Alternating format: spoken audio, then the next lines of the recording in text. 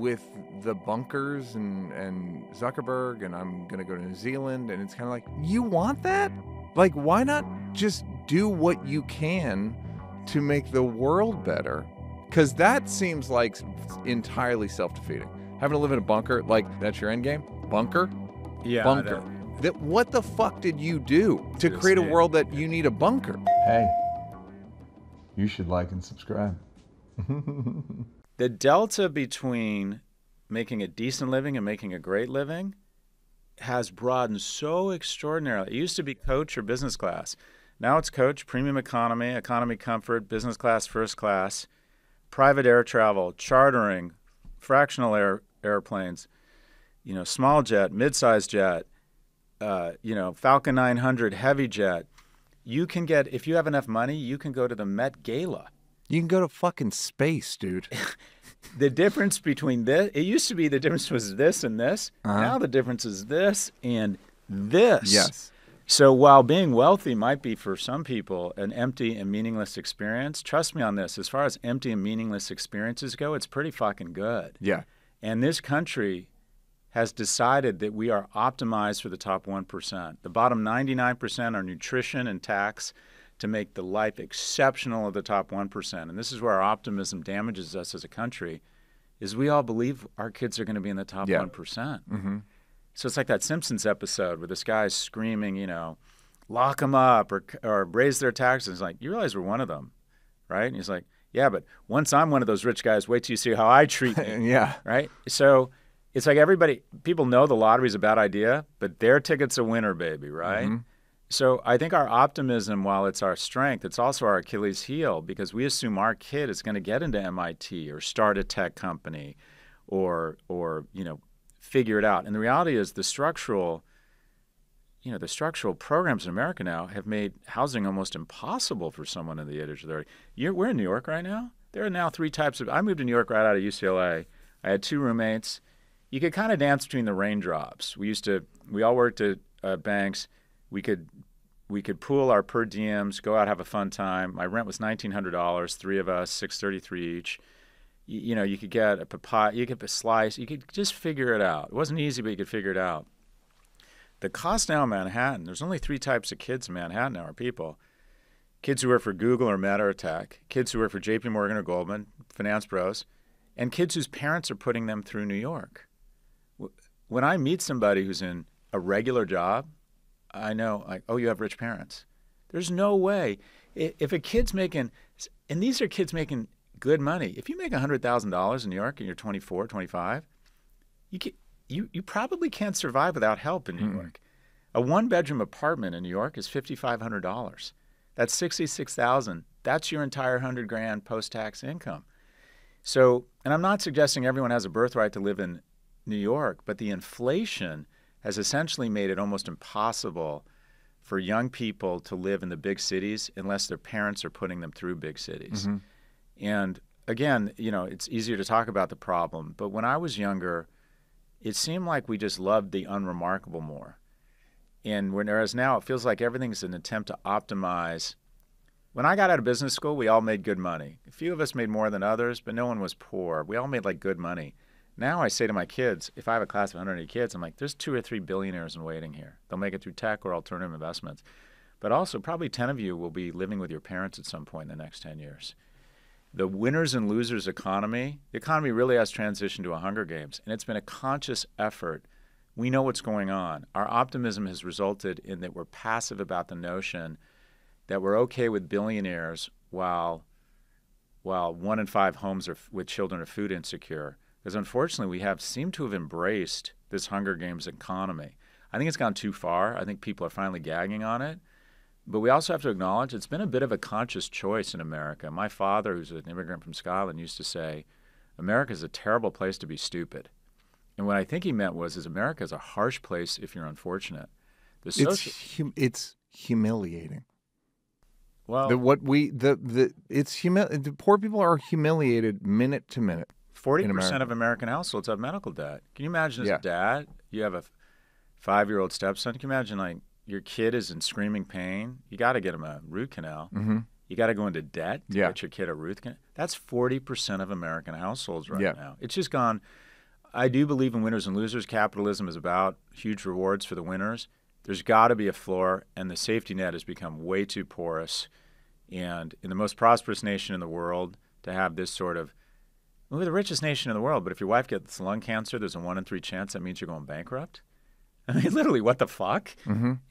And so anyways, we haven't elected enough people who understand and have the backbone to have what I think is a truly progressive tax policy. And I'd like to think that we're going to move back to that. And I'm not talking about like Reagan and Carter and Nixon. The tax rates were much different then. The tax code was much different. I'm with all of this, but it's the getting there, and it's also the balance of all the other stuff we've talked about with achievement and competition and taking care of the vulnerable, and because it just seemed like it's America's. I mean, it's just this pendulum from one extreme to another, and like, can we just be like sort of just reduce the Overton window of the pendulum, just because it's fucking crazy. There's no middle anymore. The majority of Americans identify. It kind of anywhere. That's the crazy thing. Well, the electoral process is the following. It's been so gerrymandered that the general election no longer matters. It's the primary. And the way you win the primary as a Republican or Democrat is just to say, I'm more fucking crazy than this person. Yeah. I'm more liberal. I'm more conservative. And so we send a bunch of people to Washington who just have no shared values or experiences. And the tax cuts for the wealthy, in my opinion, at some point it becomes morally bankrupt. It just when you have one man garnering an increase in wealth equivalent to the GDP of Costa Rica, Larry Ellison's wealth goes up $90 billion in one day. And the only people buying media companies are billionaire kids, whether it's Sherry Redstone, who's a billionaire kid, selling her company Paramount to another billionaire kid, Larry Ellison. Mm-hmm. And then meanwhile, what is it? 30% of kids are on SNAP, food payments. I mean, come on, it's just gone too far. I know. Well, I guess it's just the how harsh is the wake up going to be? That's again, I'm sure you worry about is also like this is the craziest time I've ever been alive. Well, look, the bad news is we have extraordinary income inequality in our country. The good news is it always self-corrects. Let me give you the bad news. The means of self-correction are usually war, famine, or revolution. Mm-hmm. Throughout history, there's a very basic cycle. The top 1% get there because they're hard-working, smart, and also very lucky. And then they use their resources to incrementally rationalize weaponizing government to get more and more resources. And then at some point, when the top 1% has more income than the bottom half, which it does now, actually Elon Musk now has more net worth than the bottom 50% of American households. At some point, the bottom 90 realizes the fastest way to double their income is to kill the 1%, mm-hmm. or at least take their shit away and tell them they have 48 hours to get out of the country. This has happened and this is basically the story of Central and Latin America for the last 200 years. At some point, the bottom 99 or the bottom 90 gets fed up. Mm-hmm. And I would argue that you're seeing small instances of revolution. I think the Me Too and Black Lives Matters movements both had righteous components, but they weren't going after the sexual harasser who owns a taco truck. They weren't going after middle-class executives. They were going after rich white people, mm-hmm. which is a form of revolution. Yeah. So I think what I would say to all rich people is just in terms of self-preservation, at some point, your neighbors are going to take your shit away by I don't know if it force. was you saying this, but it's like, I don't want to live in a world with armed guards. Do you know what I mean? Like, I have some really, really wealthy, high status friends. And I had a joke I haven't written yet, but it's like, I'm so successful, I have to be surrounded by ex-military at all times. I'm so funny. I'm surrounded by a bunch of ex-military. It's like, that doesn't seem like a good life. And that's what, with all these rich people now, it's like, you like this? Well, one part of it is it's a flex. I went to this party. Of course it is. I went to this party in Ibiza, and this guy I know is wealthy, but he's not that wealthy. And he has a security guard with him. And he's like, oh, no, the new security guard, the new trend in security is not a big guy. It's a hot female former Mossad. And I'm like, okay, so you're doing this. This is like wearing a watch. Yeah. But I just went to one of these Master of the Universe conferences where I'd say 20 or 30 of the richest people in the world were there. There was security everywhere. Mm-hmm. And they're not doing it to show off. They've lost their anonymity, and Yeah. they feel threatened, and I'm sure they get a lot of threats. In South Africa, which has enormous income inequality, Yeah, there's that's what I mean. there's more private security than there are policemen. Yeah. And you have some fame. I don't have as much as you, but I have a bit of a footprint. And I'm going on a podcast tour. And since the Charlie Kirk shooting, they've said, do you want security? Do you want metal detectors? Mm-hmm. I just thought, fuck, that's where we are. I know. That's what I where mean. we Like, are. I'm nowhere. I would argue you're more famous than me. We'll do a whole podcast about it because I think people would really like it. Yeah, that sounds but yeah, it's like, it's just a weird. I even think about that with the bunkers and Zuckerberg, and I'm gonna go to New Zealand, and it's kind of like, is that, you want that? Like, why not just do what you can to make the world better? Because that seems like entirely self-defeating. Having to live in a bunker, like, is that's your end game? Bunker? yeah, Bunker. What the fuck did you do to create a escape. world that you need a bunker? Well, and the idea that these guys, instead of, I just think it's insane that someone would spend billions of dollars to try and inhabit space. That's so nihilistic that you think we're going to have to inhabit space. I mean, that's the ultimate go bag. I mean, here's an idea. Oh, I mean, my friend Gerard Carmichael did a joke 12 years ago. I'll start worrying about income inequality when rich people start going to space. And then it happened. Yeah, and so the question you'd put forward to these guys, so obsessed with space, wouldn't your billions be better served trying to make this place a little bit more fucking habitable? I mean, or more habitable? Like, here's an idea. Is the assumption is it's beyond repair? I don't know what they're thinking. I don't understand the Nile. First off, let's just talk about the practicality. I know someone has a bunker in New Zealand and a whole go plan. It's Gulfstream, ready to go at any moment. Okay, very quickly. Yeah? Where are they getting fuel? Well, no. What I asked is, if shit really gets real and I'm your pilot, I'll fly you there and then I'll kill you. Yes. And then I'll live in Yes. your bunker. Yeah, and I hope you make peace with your security because he's going to fuck your wife. Well, The first opportunity, you might not even need the opportunity.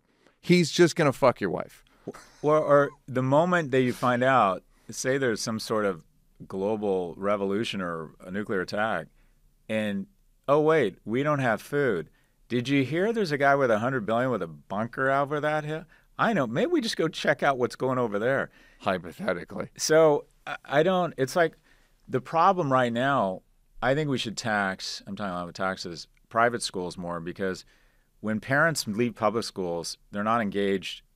What you have is essentially rich people have sequestered themselves from the problems of our society. They're no longer invested. They have their own schools, their own tutors for college. Essentially, they have their own colleges now. They have their own security, their own police force, right? They have their own health care. Mm-hmm. They don't mind that maybe health care is not working or too expensive. They don't even know what you're talking about. So they have removed themselves from America. Mm-hmm. They're living in Elysium. Mm-hmm. And the problem is when rich people aren't as invested in the success of America, they're not as invested in the success of America, right? They don't realize that when we shut down the government, that's 300,000 people who are taking care of veterans, like giving them physical therapy, helping them with their emotional trauma, their PTSD, getting them. Aren't all the veterans working security for rich people? That's how they think. I promise you that's how they think. Yeah, call them. But the amount of security at this conference, I agree with you. My dad said to me once, he said, the ultimate algorithm for happiness, he was always obsessed with money. He's like, is to be rich and anonymous. Yeah. And actually, as I look back on it, I think, yeah, he was right. Yeah. That's the way to go, to have enough. You and I have this thing like fame, a little fame, have a little fame, a little Yeah. fame, a little fame. Touch. But you know, the further you go, fame's great, but there is a thing of like, if you tip everybody $100, you're famous. Meaning anywhere you go, if they know, you remember from caddying, Yeah. You know who the good I tippers knew the guy were. was. Yeah, that guy. So Yeah. that's the thing I realized is like people would rather meet Ben Franklin than whatever the fuck you are. Like that's gonna help them long term. But I am fascinated by what this end game is, because it's like these super rich guys. It's like, hey Zuckerberg, how good are you at jujitsu? Because you're gonna be tested. Can it stop a bullet? There you go.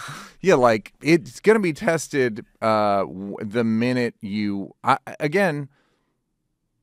Anything. If you like, you gotta feed your security. You gotta feed that. What are you gonna do?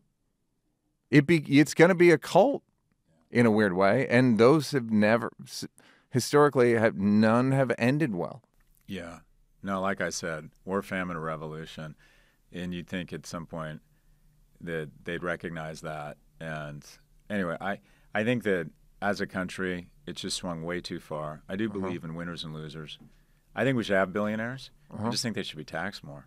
Yeah. I think you want the incentive. I think you want guys coming up with crazy and women coming up with crazy ideas that create crazy amounts of wealth. But they should not be able to piece out to Texas or Florida when they made all the money in Washington State and benefited from the public schools and the infrastructure, and then piece out to, Bezos moved to Florida to spend more time with his dad. Isn't that sweet? And about the time he moved to Florida, he started selling all his stock. I know why he moved to Florida. For tax avoidance, fine. And states should compete with each other, but maybe we should tax you based on where you accreted that wealth. There's a series of common sense solutions here to solve the deficit and also, have a country that acts like it's the wealthiest country in the world. We are, but it's nouveau riche. It's just it's new money. It's acting like it's tearing down the East. Scott Galloway, ladies and gentlemen. The book is, what's the book called again? Notes on Being a Man. Notes on Being a Man. Hey, you should like and subscribe.